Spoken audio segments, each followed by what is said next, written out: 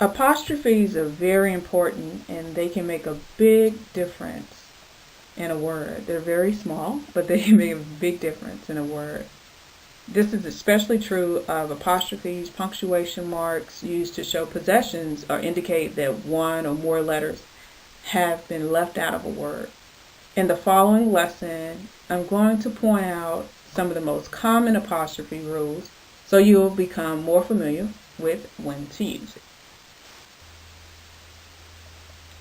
Now here is a great graph, and it actually shows you some of the top 10 apostrophe mistakes. It's an excellent illustration of the difference that this little word and this little mark can make in the meaning of a word. So it's just 10 words, and they are actually contractions, but oftentimes when people are writing, this is a common mistake that people make. Showing possession. The apostrophe actually has a job. It shows ownership of the word that is before it. So the S indicates the work of the possessive apostrophes. The job description belongs to the apostrophe. If you pay close attention, the actual word apostrophe is singular. It's a singular noun, and it's usually made by adding an apostrophe and the letter S. So if you look down below, I have a few examples. It says child's toy. Child is the noun and it's singular, but we're showing possessive of the toy for the child. So you add an apostrophe as well as the S. Student's laptop, you're doing the same thing. Student is a noun that's singular. You add to show ownership of the laptop, you add an apostrophe and the S.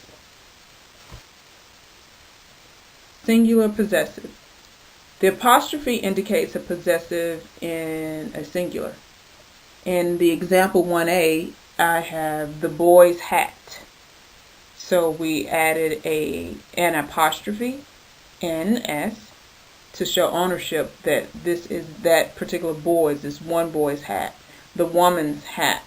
This is one woman's hat. You add the apostrophe and the S. Mrs. Chang's house. Then you add an apostrophe and the S to show ownership that this house belongs to Miss Chang. Names that end with an S sometimes can be tricky, so you have to pay close attention. In example 2A, it has Mr. Harris's golf clubs. So Harris is the name that ends with an S, so you add an apostrophe and an S, which shows the ownership of the actual golf clubs belonging to Mr. Harris. Texas's weather. So we're talking about the state of Texas and its weather. Apostrophe with an S at the end of the word Texas. Mrs. Lee's bike. The same thing. You're going to add an apostrophe with an S to show ownership that the bike actually belongs to Mrs. Lee. Mrs. Lee. Now earlier we looked at the singular possessive. Now we're going to take a look at the plural possessive. The apostrophe indicates a possessive in a singular. But if we take note when it's plural, the apostrophe is altered a little bit. So in example 1A, we saw the boy's hat. And now we're going to take a look at if we make this sentence a plural sentence. It becomes the boy's hats, meaning it's more than one. So to make a plural possession, first we make the noun plural and then use the apostrophe after that. So we made boys plural. Now let's add the apostrophe. Now it is the boys' hats. So 2 women's hats. On example 1A, we show what it looks like if it's only one woman's hat. So on example 1B, we have 2 women's hats, and then we change the form of the word woman to plural and it becomes women. Now we add the apostrophe and then the S with hats. 2 women's hats. And finally, I just inserted this one in to show another example of how, if we were talking about more than one child, 2 children.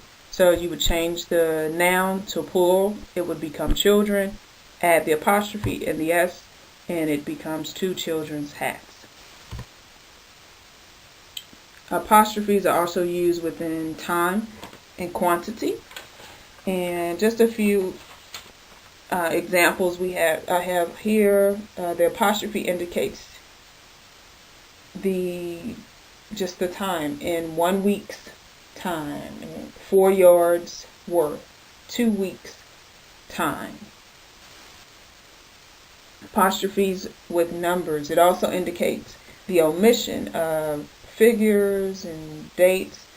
And so if we continue and we read, we see the number of 68, the summer of 68, the 90s or mid-70s, the 1990s. If you take note, the S is at the end. So it would not be the 90s apostrophe S or mid-70s apostrophe S or the 1990s apostrophe S. Apostrophes with capital letters. This one here, it says,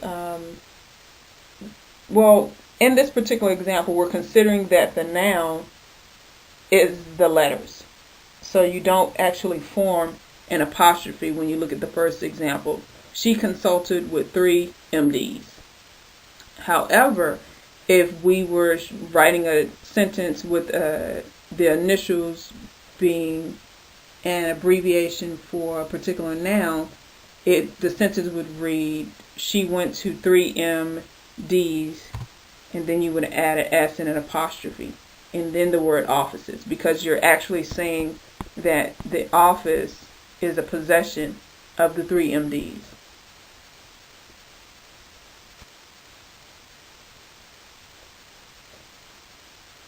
We use an apostrophe and S after the second name only if 2 people possess the same item. So we look here, the first example of the sentence reads, Caesar Marable's home is constructed of red wood. Okay, and Brian and Hillary's home is decorated nicely. So what we're looking at when we look at these 2 sentences, we see that the first 2 actually indicate joint ownership. And if we read the second one, it says Brian and Hillary's job contracts will be renewed next fall. Okay, well, this one actually indicates 2 separate contracts. So when you put the name Brian with apostrophe S and Hillary's apostrophe S, when you put those names in that form, it's saying that there are 2 separate contracts, versus if I say, for example, like I did in the first 2 sentences, if you notice, the first name in each sentence does not have an apostrophe or an S, because when you get to the second name, it shows that both of these indicate ownership of the 2 people that's discussed within the sentence. No apostrophe with plural names. So if you have a name that is already plural, you don't put an apostrophe in it. And you see the examples here. We visited the Sanchez's in Paris. The Changs have a nice home. You don't add apostrophes here because they're already plural names. However, when we move along and we see names with apostrophes, there are exceptions. Modern names ending in S, including biblical names, or foreign with unpronounced final S's, the S is required. So if you have Keats' poem, you do add an apostrophe S. Felipe Jones's book, you would add an apostrophe S. With an ancient world name, that the S is not required after the apostrophe. Achilles' heel. However, we do with an exception, make an exception when it comes to Jesus' name. So you would put Jesus's disciples, and if you notice, the actual there's an S after the word disciples, versus when we did the Achilles heel, there is no S behind that one. There are popular apostrophes. The word it's, a lot of people make mistakes with this particular word and don't realize that when you don't have that apostrophe there, you change the meaning of the word. So when you have just the first sentence, it says, it's your turn. You're actually saying it is your turn. It's got very cold. It has got very cold. When it's no apostrophe, it means it's. If the word has an apostrophe, the word means it is or it has. And so that's something you just have to truly remember, and you just have to keep going through it because it's a very common mistake. People easily make it. Popular apostrophes, there's a few more rules here. For the next two slides, you'll see when you have the word whose. Who's knocking at my door actually means who is knocking at my door. When you have the word there, and there is spelled so many different ways, so this one is a common one but really has to be paid close attention to. The word they are is transformed to they with apostrophe RE. So they're not going to get away with this. Actually means they are not going to get away with this. And so when you write, you just have to make sure that you're actually saying the correct form. You might be mentally knowing, okay, this is what I mean, but when you write it down, if you forget that apostrophe and spell it another way, it's not the same meaning. And finally, the word you are. Oh, this one right here I see a lot. So the word you are is actually the word your. You're never going to forget.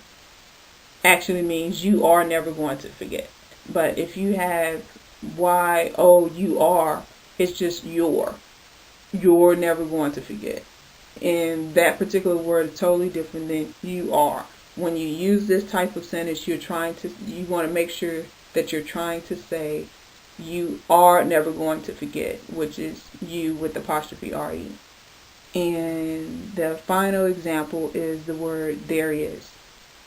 There is would be there apostrophe S. There's a surprise for you. So you would write the word there apostrophe S. A surprise for you. And just be very conscientious of your handwriting with your apostrophes and going back over mentally, what am I actually trying to say? Because if you catch it yourself, you can, avoid making the popular mistakes of apostrophes. Just practice makes perfect.